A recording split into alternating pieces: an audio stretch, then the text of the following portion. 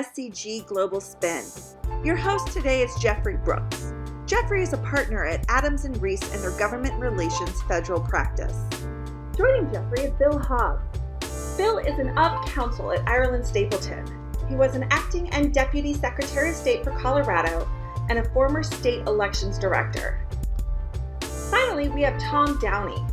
Tom is a director at Ireland Stapleton in the Government Relations and Regulatory Affairs Practice Group and is based out of their Denver office. Good afternoon. Politicians behaving badly.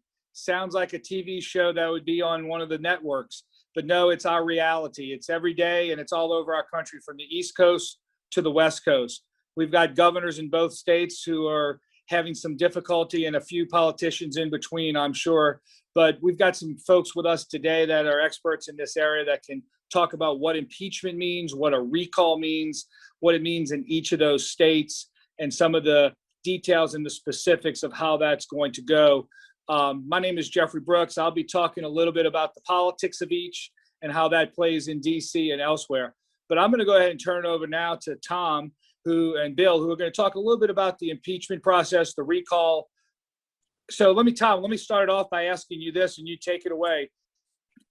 This impeachment and recall process, especially on the state level, how rare is this, or is it happening every day?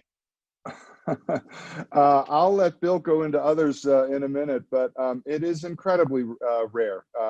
They are very different. They happen more often at the local level, but the high-profile ones that we're seeing today with the governor of California and the governor of New York facing them at the same time, this is incredibly rare. Let me quickly explain to those who aren't familiar with it the difference. We are in a little bit of a social studies class right now with New York, the governor facing potentially an impeachment and removal in the process through the state assembly and the Senate, versus in California where the governor is facing a recall effort. A recall effort is where folks put petitions together and they gather signatures where enough people want to remove them. So what happens is they file certain petitions with the Secretary of State. They need 12% of the total number of 12% of the number of people that voted in the last governor's election, whichever office it was that voted, that they're trying to remove the person from. And they need to gather that number of signatures in order to put it on the ballot. Then when they do put it on the ballot, it's a two-step process. It's one one ballot with two votes. The first question is, should the governor be removed? And the second question is, if so, who should replace him? And in this case, in California, it's only been done once before, and that was Governor Gray Davis, who in 2003 was removed with 55% of the vote. And he was replaced by Arnold Schwarzenegger. It's a strange process in that there were 100 people on the ballot, and Arnold Schwarzenegger won with less than 50%. And so if this gets on the ballot, and the assumption is that it will, because they have so many signatures that they claim that they will get on the ballot, it will be a free-for-all. It will not be primaries. It will not be a whoever the top two candidates are in a runoff, anything like that.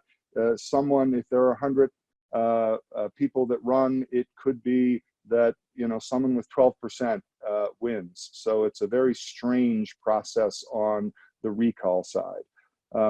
Bill, anything you want to fill in on the recall side for how it works in general? Because Colorado is quite typical for recall states across the country.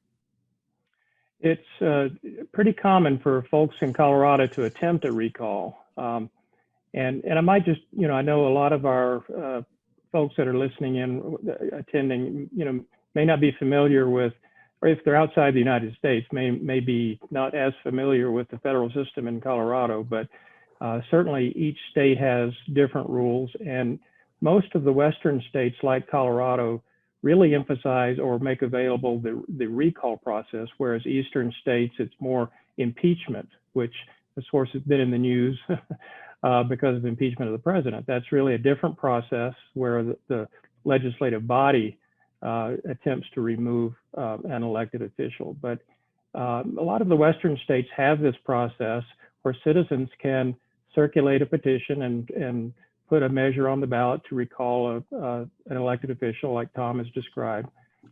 In Colorado, it's particularly common for small local governments, mayors, school districts, things like that. It's very difficult in Colorado to succeed at a statewide level. Tom mentioned the process in California. In Colorado, it takes 25% of the votes cast for the last election for that office. So if someone wants to recall the Colorado governor, it would be 25% of the votes cast the last time we voted for governor. And that's a huge impediment. That's true for all the statewide officers. I don't know that anyone has ever gotten close to that. We did have an attempt started last fall to recall the Colorado governor, and they never even turned in signatures, the folks that were doing it, because I don't think it was just an overwhelming effort. We did have several years ago a couple of state senators that were recalled. That's the last time I remember a successful recall of state elected officials. Tom may correct me there, but that's the last time I remember. That was over a couple of state senators who voted for some gun restrictions that were fairly unpopular in their area, and that recall was successful. Bill, may I ask a quick question? So for folks who aren't familiar with the process, as you being a former Secretary of State in the state of Colorado, and what about the signatures? That's something that I think we've talked a little bit about, and I know, I think Governor Newsom in California, there's 2.1 or over 2 million signatures. Could you, and we're going to assume those are registered voters. Could you talk a little bit about the signature process, and do they have to verify it? Do they have to, do you have to be on the ballot? You have to have voted in the past, all those types of things. Sure. In Colorado, and I think this is pretty typical, the folks that want to recall an elected official have to get a special form approved by the Secretary of State to use to gather signatures. And it has to have some information about the elected official to be recalled and provide signature lines. And they span out across the state, although in reality, if it's a statewide recall, in reality, they're going to congregate around shopping malls and places like that. But it's up to the campaigns to try to get the signatures. People have to be registered voters in Colorado, and they have to be able to vote on that particular office. So if it's a local recall, they have to be, say, a county recall, they have to be within the county. Ultimately, if it's a statewide recall, they would turn in the signatures to the Secretary of State, who then would go through checking each signature to make sure that that person that signed the petition is a registered voter in Colorado, and then would determine if there's enough. Again, in Colorado, it would take well over 600,000 signatures, valid signatures, to recall the governor. Hey, Tom, let me ask a question. There's all of us being lawyers here on the phone call. Verifying those signatures and determining whether those signatures are valid or not, or registered voters, that sounds like there's some billable hours in there. Is there going to be some legal fights, you think, and some lawyers getting involved to possibly on each client's side there? There are some real legal fights, as each has monitors that are in there. The first thing that happens, and Bill can attest to this, they have gathered far more, the proponents have gathered far more signatures than they need. They try and buffer 30, 40% more than they need. And then they have their own people that review them to make sure that they are fully filled out, that the signature matches the name, all of those kinds of things, all of the blanks filled in. And then when they turn them in, the challenger, in this case, Governor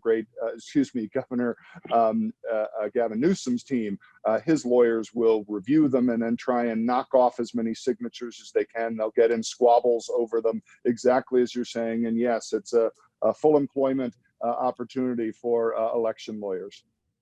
And there's lots of opportunities for lawyers. I mean, it gets very arcane in Colorado. I assume it's the same case elsewhere, where, for example, the removal of a staple, if there's a packet of signatures, if the staple has been removed, that is frequently grounds for throwing out the entire packet. Just lots of little arcane rules like that, lots of opportunities for lawyers. So let me switch gears for a second. We talked a little bit more about the West. Going back to the East, you mentioned the West is more recall oriented, as in Colorado, California.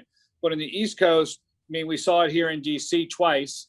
We saw it in impeachment by the House of Representatives and then not being convicted with the proper number of votes in the Senate that are necessary. Can you explain a little bit about the impeachment process in New York for those on there who aren't familiar with it? How's that going to work? Is it the same as the federal or different? It's very similar with two significant differences. And so, yes, it is done through the General Assembly, the legislature that's there. The General Assembly is the equivalent to the House of Representatives. So the New York State Assembly would have to pass by a simple majority, 50% plus one, in order to charge the governor with impeachment. That they would impeach him, which just means that he is charged. They then create what they call a special impeachment court. On the federal side, we saw that it then went to the Senate, and the Senate tried the president. In this case, they create an impeachment court, and the impeachment court is simply the state Senate, the New York State Senate, plus 7 members of the New York Court of Appeals. Now, the New York Court of Appeals is simply the Supreme Court of the state of New York. It just has a different title, the New York Court of Appeals. There are 2 exceptions. This is for any impeachment that is done, but when the governor is on trial for impeachment, the lieutenant governor, who would normally preside, is not part of it because she would assume she would benefit from it and take office. And the same thing, the majority leader of the Senate. So those 2 are gone, but that's who makes up the trial court. So that's one difference from the federal system. And the other is that is significant. We all saw that what happens on the federal side when the president's trial is going on, the entire impeachment process, he remains president all the way through unless and until he is convicted and removed. That is not true. Once the governor is impeached, if he is impeached by a majority of the General Assembly, then he is temporarily replaced. The lieutenant governor becomes the acting governor of New York through the trial. And then once the trial is over, if the governor is not convicted by 2/3 of that trial Court of Appeals plus the remaining Senate, then he becomes the governor again. However, if he is convicted and removed, then she becomes the full governor, no longer acting governor. The other thing that is similar, the impeachment court does have the option of, in addition to convicting and removing him, they can also add on barring him for life from ever holding elected office in New York again. So very similar, with the 2 exceptions of the makeup of the impeachment court and that the acting governor, the lieutenant governor taking over as acting governor as soon as the impeachment is done, if that happens by a majority vote of the Assembly. Tom, could I ask a question, Jeffrey? Excuse me for interrupting. I'm just wondering about grounds for impeachment versus grounds for recall. It is a little different for impeachment typically, isn't it? It is. So recall can be for any grounds whatsoever. And as you know, Colorado is typical, again, reflective of the country in so many ways. There are limitations. For example, you cannot initiate recall efforts for the first 6 months of an office holder. You can't vote someone in, they just get sworn in, and then the next day recall them. They have to be in 6 months. It's different by state. I don't have the full list of what Governor Cuomo could be impeached for, but the two categories here generally in New York that he would be accused of, one would be the allegations for sexual harassment. The others are those surrounding the nursing home COVID issues. And then the two parts of that, A would be the mishandling of the nursing home COVID issues, and the second was the alleged cover-up. Yeah, what I was going to pose, that's a great question. One of the questions that I was going to throw is, I know for some of our member firms who are overseas, they may be a little bit confused. We talked about the impeachment of the president on the federal level, and then we're talking about the impeachment of a governor of one of our largest states on the state level. And, we talk about, Tom said, the lieutenant governor would temporarily take over. I think it's a good part to kind of go over, why does that matter on a governor when we've got a president and a House of Representatives? And, for member firms in the United States, that may be a civics question that we've answered before, but for our friends overseas, it may be a little bit something that's a little bit different. You want to take a shot at that? Sure, that's a good point. The United States is a strong federal system where an awful lot of the governmental authority is dispersed to the states, to state governments, and each state government has a chief executive, a governor, that is quite similar to the way the president operates on the federal level. You've got three divisions of government: legislative, judiciary, and the president. And at the state level, you have a governor and a legislature and a judiciary. But like the United States government, the federal government, each governor tends to be pretty powerful, the chief executive of the entire executive branch. So it does matter, and certainly political disputes frequently spill into the recall process for that reason. People don't necessarily want to wait for elections because it really does matter who the chief executive of the state is. And the way our country was formed, we were 13 Right. colonies that came together, and there were compromises, but each one of those colonies wanted to retain some independence. And, we talk about it with our daughters. Our governor has a lot more direct impact on our lives than the president does. My driver's license is signed by the governor, not by the president. Our schools, our roads, whether my local restaurant has a license to sell alcohol and food. That's there's no impact practically by the president, and a great deal of impact by the mayor and the governor. I think that was shown pretty readily during our pandemic this past year with COVID, whereas there's certain, everybody would yell, let's have a federal mandate on X. And that's a little bit problematic in the republic that we have. That's why each governor, there may have been 50 different sets of rules because there's 50 different states and 50 different ways of looking at things, regardless of party, whether you're in the middle of the country or on the two coasts. Well, with that as a backdrop as to the process and the so forth, I think the three of us would like to get to the really juicy part of this, and that's the politics.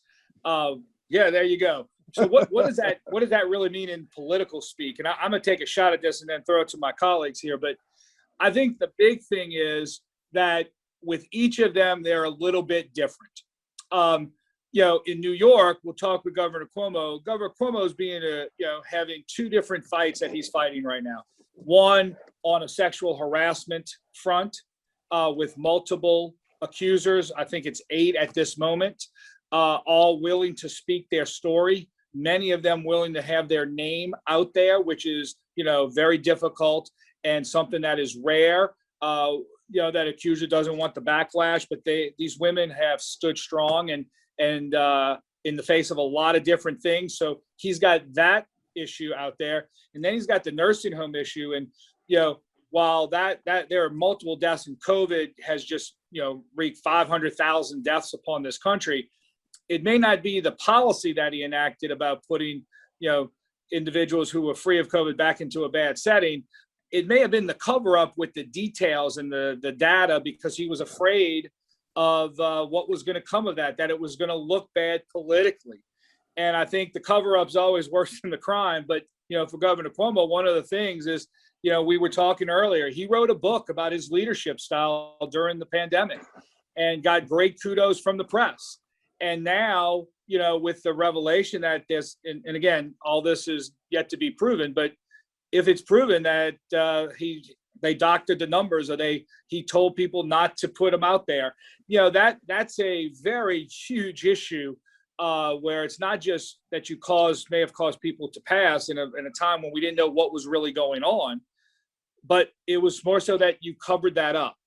And I think that's going to be, and I think coupled with the sexual harassment, which, creates its own issues, there are Democrats and Republicans on the federal side and the state side, from, congressmen and senators, the majority leader, Chuck Schumer, most powerful person in the Senate right now from New York, saying that it's time that it may be time for him to resign. And you see members of Congress who would never have gone against Governor Cuomo, who lauded him before. I think that they're seeing the same thing. So, and I'd love to hear you guys' comments on this, but he's hunkering down. I don't see him. He's not listening to those calls. I mean, he's saying, I'm in here for the long haul. What's you guys' thoughts on that? Well, first on the book, I'm just finishing up Captain Smith, the captain of the Titanic, his book on ship safety, and then I'll get to Cuomo's book. But I think you're exactly right. We are in this funny situation where he was on such a high, and he's fighting now this two-front war, where he has to fight off the media, he has to fight the allegations, he has to fight as subsets, he has to fight all of his now political enemies that were his political friends, or those at least that had to be on the same side, couldn't confront him. But the one thing that is protecting him is that the polls of his constituents show him still having a majority. I think I've only seen one poll that has a majority looking for him to be removed or resign. And when that flips, if that flips, then that'll be difficult. But I think you're exactly right. That's what he's facing right now in a hold-off strategy. It's interesting that our topic is politicians behaving badly, but a twist may be that I wonder if this is more Colorado or whether this is the case in other states too. In my experience, most of the recall election attempts in Colorado aren't misbehavior like we're talking about Governor Cuomo. It's political disputes. And we've already alluded to that, but the attempt to recall Colorado's governor last fall was over a political dispute about to what degree could the governor lock down the state in response to the pandemic. And that seems to be pretty typical in Colorado. Fortunately or unfortunately, it's not so much scandals or misbehavior in the sense we've been talking about, but just garden variety political disputes at the higher levels. It tends to divide along partisan lines. I mentioned the two state senators that were recalled because they were guilty of supporting some limitations on gun purchases. In my local community, there was just recently a recall to remove city council people because they approved a contract for waste hauling, for hauling trash that some citizens didn't like. So, at the local level, it probably is not so partisan, but at the higher levels, at least in our experience, has been particularly along partisan lines. Bill, you make a great point, because you look at California, which we can contrast 180 degrees. There goes Governor Newsom with that 2 million votes, and they're not just all Republicans with him being a Democrat.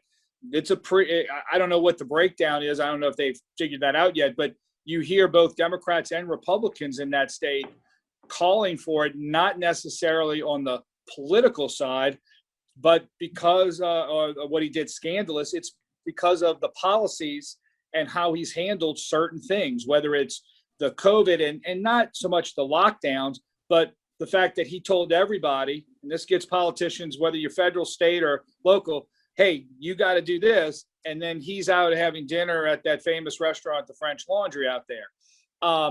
That's the problem, that you see it on the federal level in DC, where I work. You see politicians who pontificate about how this holier than thou, act this way, and then lo and behold, behind closed doors, they're doing something that they're preaching against. So that's where people get frustrated. And I think Governor Newsom, and there's been some other things that have showed some, at least what you hear them talking about, the people who are recalling him, some inept and some problematic ways that he's handled things.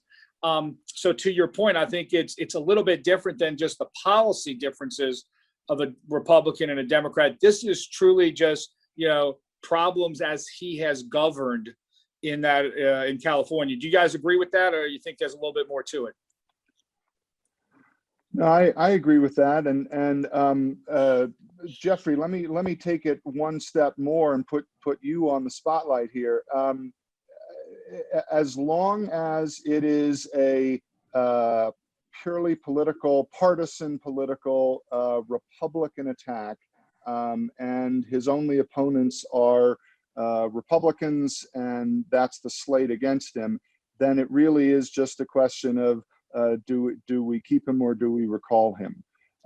But if there is a flip, if there is a name Democrat that, just as we talked about with Cuomo, if there is someone that, jumps out of the foxhole and says, nope, I'm tired of this, it's not worth it, it's a safe Democratic seat anyway, what would it take? Who would it be, or what kind of person would it be on the Democratic side for that wave to start? And am I right in assuming that if there were Democrats that started to be on the campaign, that then the two questions mix? If there are alternatives other than Republicans, then the recall numbers might go up. I give credit to the person who said this, but I just don't recall who it is. But the quote goes something to the effect of, if you're going to kill the king, you better make sure you kill the king. And I think in politics, that is always a great thing to go by, because if you don't take the king out, the king probably can become more powerful, because he in this instance will have survived a coup attempt. And I think until there is a undercurrent that Gavin Newsom cannot survive, and there's a viable Democratic individual, woman or man, whether it's the lieutenant governor in that state or somebody else, a sitting congressman or senator, whatever, who can come and say, hey, I'm ready to take that mantle, and you get the powers that be in the state of California. And that's something that we talked a little bit earlier about, who's powerful in each state. How do they get elected? Because, we're electing individuals, local, state, and federal. There's a certain way you got to, you don't have to win every state to become president of the United States. Trump and Biden both showed that. You can win more states and still lose the presidency, or win, vice versa. I think in the state, you got to have constituency groups, the unions, the farm workers, in California, the environmentalists are all very critical groups, that the teachers. And if you don't have some of those groups, or someone else gets them, Gavin Newsom's going to have a problem. So I think when you see those numbers, and if it gets where it's going on a ballot, I think that's where you're going to find that next person who's going to stand up and say, or they're going to find that person, those groups, and say, you Bill Hobbs, right, you're going to be the next governor of California. We're all going to get behind you. Good news is Bill's not going to run, so we won't have to worry about that. But I don't think he wants to be governor of California. But I think that's when it has to happen. And that's when politics becomes local, and you start to see the real, how the mechanisms of things flow in the background, where you don't see it all the time every place else. New York, it's pretty simple. The lieutenant governor is going to take over. And another consideration in my neck of the woods is we've got a 50-50 Senate here, with Chuck Schumer being from New York as the majority leader. the Vice President of the United States, Harris, Kamala Harris, she's the final vote on a lot of things. You saw that on the budget reconciliation package that came out for COVID. One of the things that they also are going to consider is what happens to a senator if something happened to a senator from California, for example. Let's talk about Dianne Feinstein. Senator Feinstein has been an incredible member of the Senate for a very long period of time.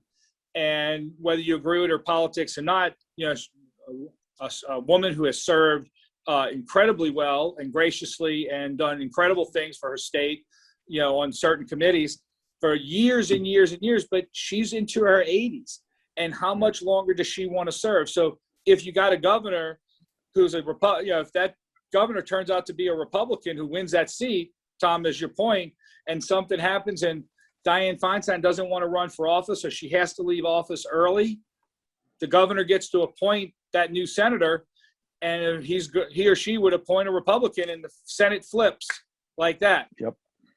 And that's another consideration where I think you saw where Governor Newsom is trying to rally and other people are trying to rally Democrats to stop this because they are concerned about instances like that. And that's not saying that anything's going to happen to Ms. Feinstein.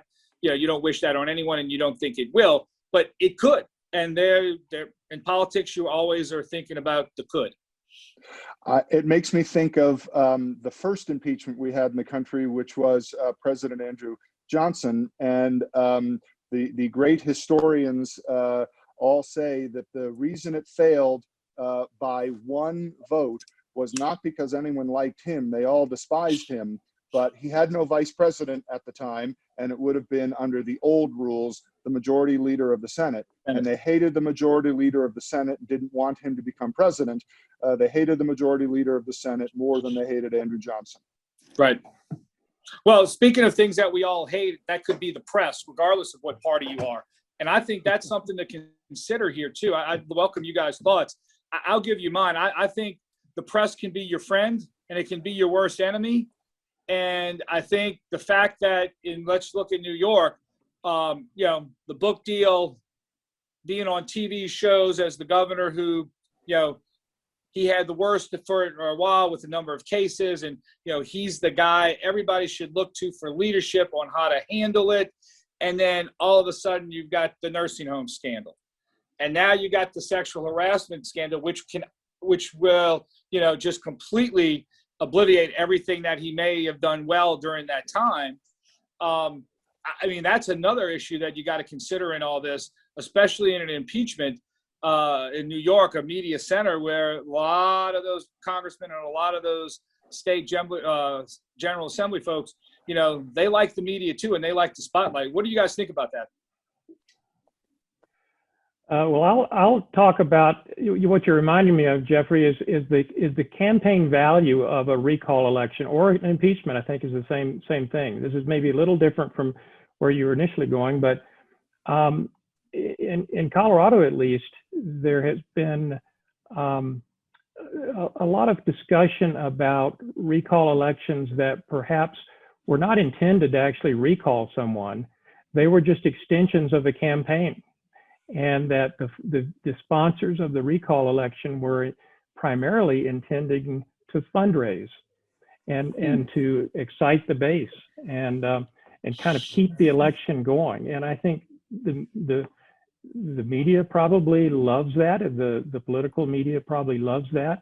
And certainly it seems to be an attractive option for especially the minority party in Colorado. We're pretty much even, but been trending a little bit much more blue lately than purple. But it does seem like that the media plays into that if you don't expect to succeed, you may still get a lot of mileage out of a well-covered media coverage for a recall election. I don't know, Tom, what do you think? I agree. It also for in this case for the Republican Party to get shots at Governor Polis leading up to the 2022 midterms. Right. Mm-hmm. So no downside. Yeah, creating your email lists and your text lists and organization and your bullet points and attention, all of fundraising, all of that. It's the way to have the never off cycle campaign. One other thing that we probably ought to talk to our friends about who may not see politics every day over here is that term limits make a difference. We saw that in the, a president of the United States has 2 terms. Some governors are limited to 2 or 3 terms. Some governors are limited to more than that or unlimited. And generally speaking, there is a limit. But, that's another thing that can happen here is what happens if either one of those gets to the point where it's overwhelming and they just think this has to stop. I use Governor Newsom as a great example. There is no allegations that are in that recall bill, as you pointed out, they're policy driven and maybe some ineptness in his administration and so forth. There's no criminal issues being brought forth. One way to stop that is, that he term limits himself. He resigns. I'm not going to run again or something like that. Have you seen that? Is that a way out of this for a politician who's behaving badly? Yeah, I'll jump in, or Bill, you jump in. I'm sorry. Go ahead. No, I was thinking, Tom, I think you alluded to that earlier as well, that actually getting someone to resign is certainly an object, I think. I can't remember if you gave an example or not, but that certainly happens. Either resignation, that ends everything, or just deciding not to run for re-election. When we were talking before we started the cameras, then it's like a lesser included charge. It's copping to a plea. And we just saw it with the congressman who's the sexual assault allegations that just came out against him. By announcing that he is not running for re-election, then boom, the angst is all done and they're not necessarily going to go after him. One of the things that may happen in the Cuomo situation right now in New York is he may decide just to announce he's not going to run for re-election in New York in 2022. And that may satisfy some of those that go after him. Is it worth all of the hassle? Who knows? That is an option, and we'll see. As Jeffrey was talking about before we started the formal conversation, in Virginia, they only have single-term governorships, lieutenant governorships, and both the current governor and lieutenant governor faced genuine issues, but they could ride it out because they didn't have to face questions of re-election. They could simply not talk about it, and there was no question about them running again because they were termed with a single term. Well, I think one of the things as we kind of bring this to an end is that obviously there are distinct differences between an impeachment and a recall, and we appreciate both of you gentlemen getting into those specifics with definitions and examples of either. I think the one thing that we all can agree on is that politicians behaving badly can become a mini series or a weekly show. We're never going to run out of material. And that's just been from the very beginning to now. And it doesn't depend. It doesn't matter what your party is. You can take it is a bipartisan effort that politicians can behave badly. They can behave in a hypocritical manner, and the voters are getting more engaged. I think, whereas before something like, sometimes they would just say, that's the politician doing this. I think it's a heightened awareness now. I can't say what it's from. I really couldn't put my finger on it, but I think you're finding voters much more attuned to the hypocrite, and whether it's the press, whether it's not the press, whether they don't like the press or like them. I think the voters in all of this are having a very big impact now on not just an impeachment. You saw it on the federal level, maybe in Georgia as a great example, but you also see it now on the state level. And it's going to be interesting in 2022 when you look at New York, for example, and what does this issue with Governor Cuomo and everything that's transpired, how does that affect Democratic voters, which is a very heavy blue state? Do they come out? Do they sit home? And does that allow for Republicans to get a bigger foothold? The answer is unknown. I don't know what's going to happen. I don't think the state's going to turn all of a sudden red, but it's going to have an impact. And I think that's the toll that I think politicians that behave poorly, badly, hypocritical, who are facing these things do. They're fighting for their survival. They're going to have some problems, and their parties are going to have some problems down the road. And I think that's something we all need to pay attention to. What you guys thinking on that as we close it out? I think that's a great way to end. I don't think we can add anything. Amen. You said it, Jeffrey. All right. Well, thanks, everybody. And tune in next week for Politicians Behaving Badly, episode 2. Thank you. And that concludes our recording. Thank you for joining us today.